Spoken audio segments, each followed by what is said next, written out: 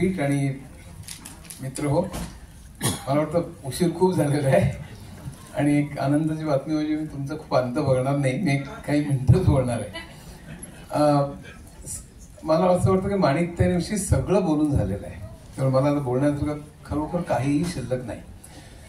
पण मला फक्त एकच सांगायचं की लहानपणी सोलापूरला आमच्या रेडिओवरती गाणी लागायची सकाळी 6 वाजता आणि अमृताहुनी गोड लाविले नंदादीपा तुवा मंदिरात चरणी तुझ्या मज दे रे किंवा एकतारी गाते जनी नामयाची तर मला इतकं प्रचंड आवडायचं लहानपणी, इतकं प्रचंड. म्हणजे भैरवी म्हणजे ह्याच्यासारखी भैरवीच झाली नाही असं मला नेहमी वाटायचं.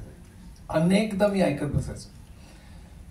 मला नंतर जेव्हा त्यांची भावगीत बरोबर 114 का काही बरीच भावगीत आहेत, तिची नंबर खूप आहे, पण त्या भावगीतामध्ये सुद्धा मला अतिशय आवडलेली भावगीत म्हणजे तशी आपल्याला सगळ्यात माहितीच आहेत, म्हणजे अंगणी गुलमोहर सांगू कशी गवत, पण किंवा घननिळा लढीवाला.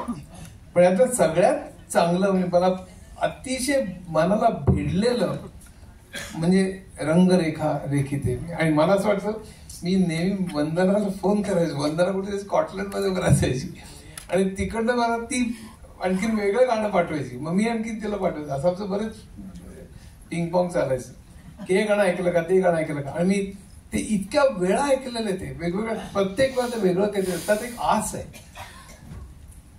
मधुकर गोळवलकर जे होते त्यांनी म्युझिक दिलेले 2 गझला मराठीमध्ये, त्या पहिल्यांदा खरं म्हणजे माणिक वर्मांनी आणल्या. हा जो बाज आहे तो संबंध, आणि गोळवलकर आमच्या माझ्या बहिणीकडे यायचे बऱ्याच वेळेला आणि खूप जवळचे आमच्या. म्हणजे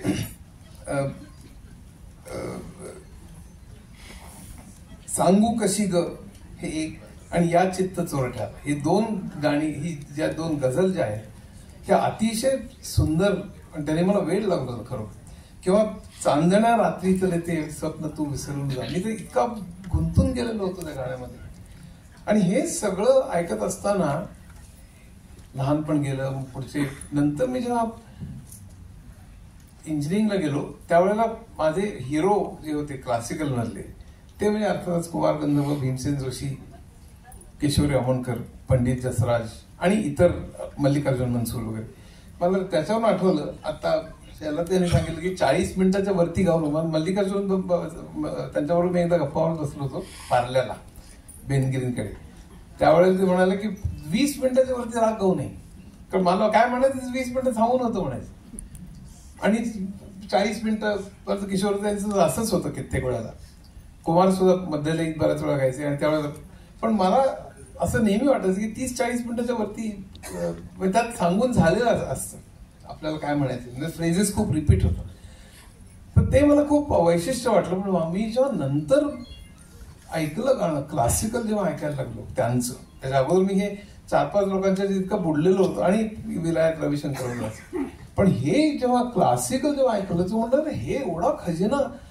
आणि त्यावेळी मी मला वाटतं भारती आणि वंदना दोघांनाही म्हटलं होतं की ही म्हणजे सर्वश्रेष्ठ गायकांपैकी ही क्लासिकल मधली, म्हणजे नाट्यपद, भावगीत, अमुक तो ह्याच्याविषयी आपण ऐकतोच, पण क्लासिकल मध्ये इतकं प्रचंड ग्रेट अशी गायिका खरोखर मी ऐकलेली नाही. म्हणजे अर्थात मला किशोरी अमोणकर इथं अनेकांच्या विषयी फारच ग्रेट वाटतं, पण मला नेहमी असं वाटलेलं की माणिक वर्मामध्ये एक अन्याय झालेला आहे आणि आता राणी तो दूर करते.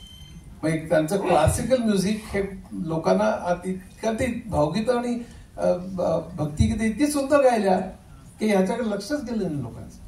आणि इतकं सुंदर आहे म्हणजे त्याचं आपण भटियार आणि जोकौस वगैरे ऐकतोच म्हणजे, पण इतर देसी उदाहरण म्हणजे कुमारांचं देशी तर ग्रेटच, पण देशी ऐकताना एक सूर ते असं लावायचं की इतक्या वेळेला मी ऐकलं. श्याम कल्याण किंवा म्हणजे बाकी केदार आणि इतर अनेक राग तर सुंदरच, पण श्याम कल्याण ऐकताना किंवा देशी ऐकताना असं वाटतं की त्यांनीच गावा, बाकी कोणी गाऊच नाही. अक्षरशः ओळीने 20-20 वेळा मी ऐकलेला आहे तो, वेळ लागल्यासारखं.